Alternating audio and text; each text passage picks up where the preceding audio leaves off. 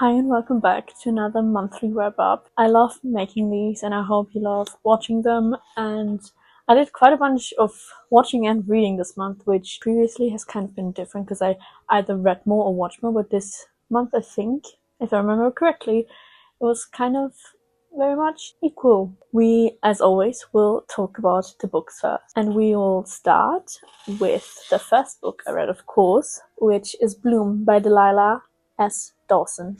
This is a sapphic horror book of some kind, and I really enjoyed this. I didn't think it was the best book I ever read, but I did think that it would. But I did think that this was great, and definitely worth the read. It's short, it's sweet, and then gruesome at the same time. And basically, Bloom follows Rosemary, who meets Ash at the farmer's market, and they fall very quickly and deeply in love with one another. And Rosemary keeps on staying over at Ash's place, and Ash keeps on cooking her these wonderful meals, and they have such wonderful quality time with one another. They go hiking, and they make out, and and Rosemary starts noticing that Ash is very particular about her work, because at this farmer's market she sells muffins, cupcakes, and other various of items, soap and candles and whatnot, and she's very particular about her work. She doesn't let anyone visit her while she's working, and yeah, I'm not going to give anything away. We just read the book. I thought the romance part, until it got very toxic, and well, it's a horror book until the twists twisted. I thought this was a very sweet romance. I really would like this type of couple in a non-horror book. Well, I still enjoyed this a lot, and I think maybe 3.5 stars, maybe even a 4, but definitely worth a read if you want longing and devotion and obsessive sapphic relationships and weird ones. This is for you. And the next book I read was Spoiled Creatures by Amy Twigg. And if you're noticing anything, I'm very recently posted a book haul, and all of the books I read this month happen to be part of that book haul. Not all of them, but most of them, which is funny. Anyway, it's Spoiled Creatures by Amy Twigg, and this might just be one of my new favorites for this year. I enjoy, quite frankly, I enjoy quite weird books sometimes, and this is one of those, definitely. A lot of these are. Most of these are. Anyway, and I do enjoy books that follow cults, and this is one of them. It is a female commune, but it's very much so a cult. It is a cult that I would like to join, but it's still a cult. In Spoiled Creatures, we follow Iris, who's at a very dark point in her life, and she gets told by a friend about this place where one of their other friends or someone else went to, and she was much better afterwards. And then Iris starts calling up this place. It takes a while for her to actually get into it, but when she is, we meet all of these girls, and one girl in particular is called Hazel. And Iris mainly wants to join this place because she learns about Hazel, and she gets infatuated, and she gets infatuated by Hazel and obsessed, and she just wants to be her, and she wants to be with her, and so she joins this commune. And at first, like all cults, especially the ones depicted in female literature, it's very sweet. They dance naked around fires, they braid each other's hair, and they truly get to live freely away from society, which is a super wonderful thing for a woman. And then it takes a bit of a darker turn, and that's Spoiled Creatures, and I really, really, really did enjoy this. So if you're looking for anything of this sort, read Spoiled Creatures. It's wonderful. And if you're a fan of Yellow Jackets, the TV show, can recommend for the cultish vibes of Yellow Jackets. The next book falls into the same category as Spoiled Creatures, and it's Supper Club by Laura Williams, and I love this cover. And this was also a wonderful read. Both a lot of great reads this month. I'm beginning to notice. Not Spoiled Creatures is definitely a 5-star. No, there are some 5 stars in here. Anyway, in Supper Club, we follow Roberta, who, like Iris in the other book, is struggling through life, like we all are, of course, and she starts a club called the Supper Club. And the point of this club is for women to take up space, to eat as much as they want to be as loud and free as they want to. And so we follow Roberta as she figures out this group, who she wants to invite, and we learn about her friends and the friend that she's making this club with, and we also learn about her past and the way that life's wronged her and the way men have wronged her, and why she needs this club and why all of the other women need this club. And it's a wonderful little book. It's very nasty and gross at times. It's very gluttonous, but it's a wonderful book. And I too would join this cult, if you would come. No, it's not a cult, but I too would join this club. The next book is very different from the other books I've talked about, because it's a YA fantasy horror. And it's Don't Let the Forest In by C.J. Drews. All 4 of these have been in my recent book haul. The next 3 will not. Oh my, did I fall in love with these boys. Like I said, it's a horror book of some sorts. It's very much botanical horror, if you're interested. And it's not only is it botanical horror, it's also like monster horror. There, I can show you. There are these wonderful sketches in here of the monsters, and I really enjoyed it. At times it did feel YA-like, you know, just going by the writing style, but not that noticeable, and it still felt very deep and intense with all the teenage angst, of course. And Don't Let the Forest In follows Andrew, who goes to this boarding school, and he's a very shy boy. He gets bullied, and he has a sister. Her name is... And he has a sister, her name is Dove. They're twins, and we very quickly also meet Andrew's best friend called Thomas, who he is also in love with. He's obsessed with Thomas. He loves him so much, he would do anything for him, literally anything.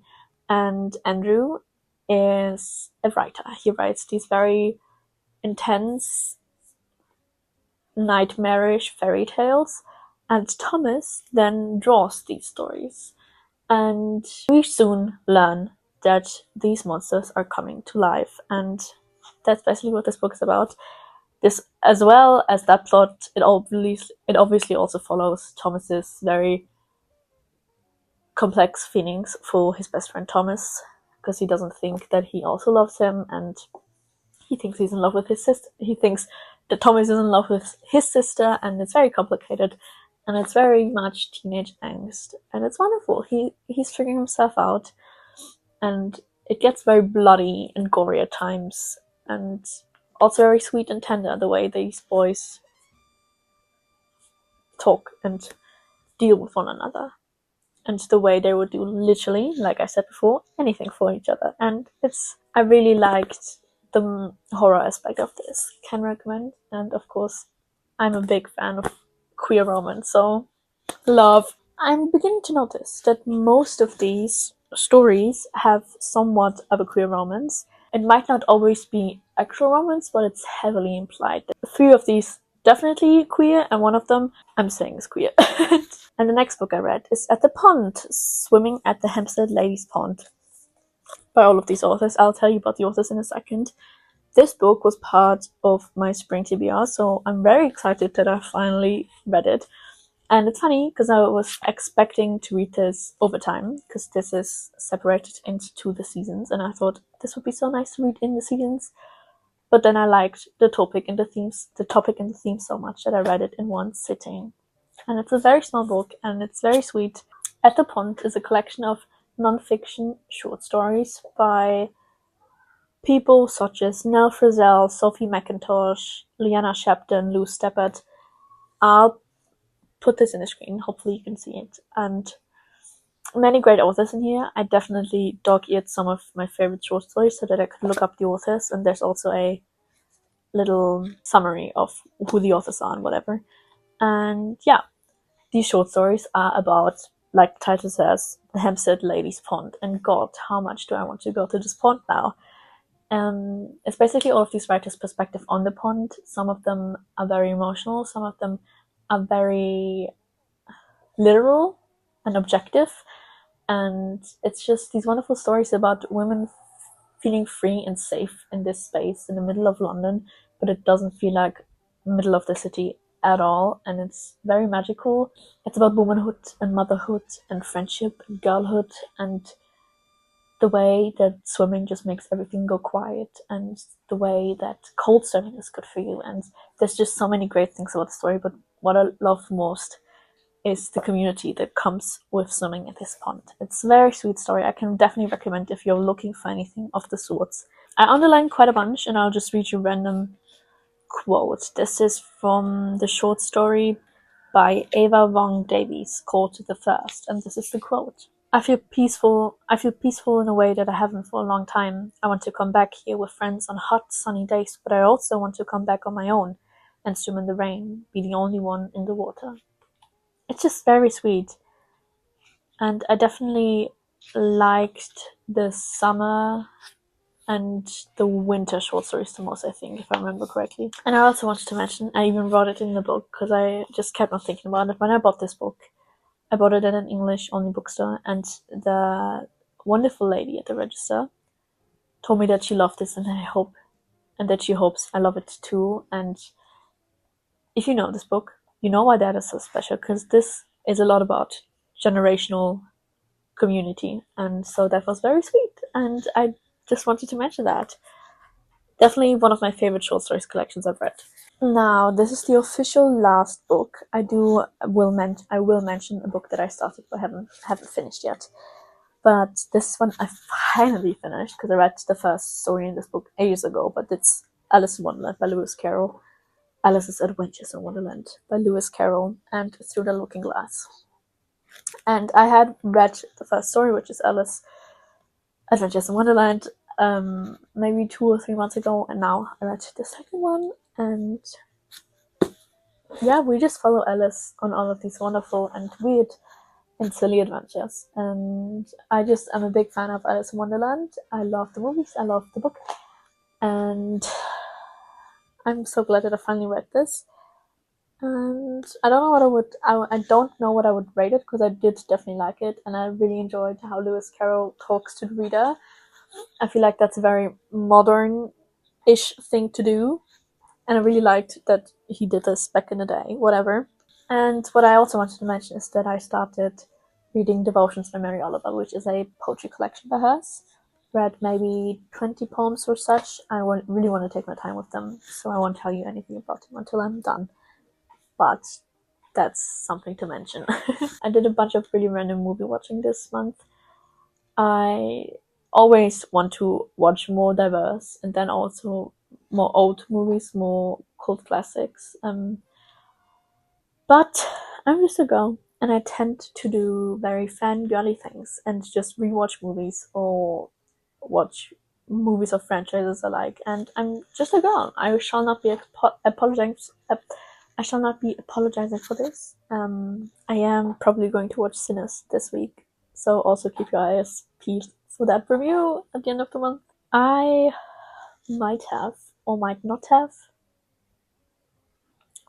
rewatched all of the Hunger Games movies. I know I already did that 3 months ago, but I did do it again. I shall not be reviewing them, but if you still haven't watched Hunger Games, please do it and read the books. They're just so great, and I had to rewatch because I just recently read Sunrise on the Reaping, like you hopefully know, because I talked about it a bunch on this channel. Big Hunger Games fan, freaking out about the castings, freaking out about the fact that I shall not be in this movie, probably.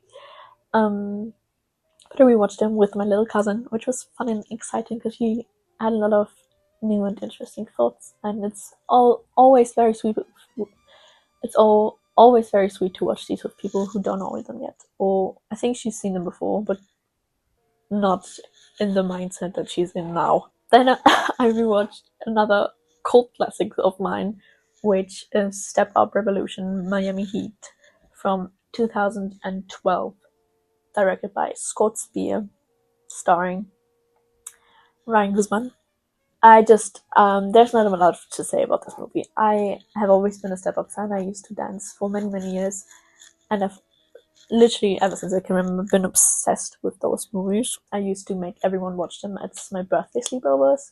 Literally forced people to watch them, and big fan. I love this one especially. I love all of them, and this is not my favorite, but I love this one a lot. Just the vibes are great. 5 stars from me. If you don't know anything about Step Up are just dance movies. There's not a lot of there's plot, but there's always romance plot and a dancing plot. Talking about fangirl behavior, I finally watched Captain America: Brave New World, 2025, directed by Julius Ona, starring Anthony Mackie, Harrison Ford, Danny Ramirez, many great people. Now, I'm a big fan, obviously, as of Anthony Mackie as Captain America. I'm a big fan. I actually really liked the TV show as well. This movie was okay. It definitely felt reminiscent of the TV show, and I just really something was missing for me, but not in a bad way. Still a good movie. Just comparing it to other Marvel movies, this wasn't my favorite, but I still really liked seeing Anthony have his own movie. Let me read you the synopsis. After meeting with newly elected US President Thaddeus Ross, Sam finds himself in the middle of an international incident. He must discover the reason behind a nefarious global plot before the true mastermind has the entire world seeing red. I didn't have high hopes, but I really wanted this movie to be amazing because I really like Sam as Captain America. Didn't necessarily meet those expectations, but it was still a fine watch. There are worse Marvel projects, dare I say. And then I did another rewatch, and I rewatched Mamma Mia 1 and 2, of course. And the first Mamma Mia is from 2008, which is crazy. Directed by Phyllida Lloyd, and I love Mamma Mia so much. I cannot believe that there are people who don't like musicals. Even more so, Mamma Mia, because Mamma Mia is just ABBA, and I love ABBA, and Mamma Mia is just so great. Summer is Mamma Mia, and I watch these during some very hot days, and I just love these movies. They make me cry every single time. I just recently watched the real life musical, and fun fact, I used to watch Mamma Mia once a month from the ages 6 to maybe 10 with my grandma. So they mean a lot to me, and I cried a bunch. And unlike a lot of other people, I actually really do like Mamma Mia, Here We Go Again, 2018, which is also nuts. I feel like it came out yesterday, directed by Ol Parker. I love them both.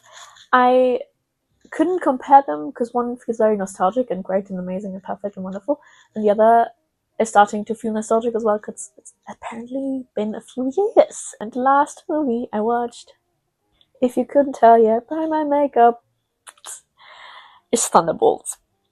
Okay, no, I'm not going to spoil it. No. Directed by Jake Schreier. And this just might be a 5-star movie, especially the longer I think about it, which is a great sign. My Letterboxd review says, "We are back, baby. This movie emotionally destroyed me for some reason." There's definitely a big reason. Thunderbolts stars none other than, I hope she's on camera, the love of my life, Florence Pugh, Sebastian Stan, Julia Dreyfus, Lewis Pullman, David Harbour, Wyatt Russell. Many great people. And because I don't want to spoil anything in case any Marvel fans are watching, I shall read you the synopsis. Well, a Marvel fan probably has seen the movie already and also knows the plot, but I'll tell you anyway. After finding themselves ensnared in a death trap, 7 disillusioned cast-offs must embark on a dangerous mission that will force them to confront the darkest corners of their past. And if I tell you that this is one of the most singularly sad movies Marvel has ever done, I am not kidding. And it's not sad because it's not sad for any of the reasons that Marvel movies are usually sad, which is probably a death. No, it's sad because, and this is not a spoiler, I hope, because it deals with mental health a bunch, and has these very sweet and tender moments that Marvel usually used to not have, and it was a really sweet watch, and Florence Pugh outdid herself. She's amazing in this role. and all of the other actors, of course, did a wonderful job as well. Big shout out to this cast. It's a wonderful cast, and you could definitely tell how much love and passion went into this project and how much thought, and they finally figured out the joking, and it's just a great one. That's it. Please let me know if you read or watched any of these. I would love to talk about them. Let me know in the comments. Tell me what you read and what you watched. What was your favorite of the month? And let me know if there's anything I should definitely read or watch next month. Hopefully I'll see you in the next wrap up. If you haven't watched my others, please do. See you then.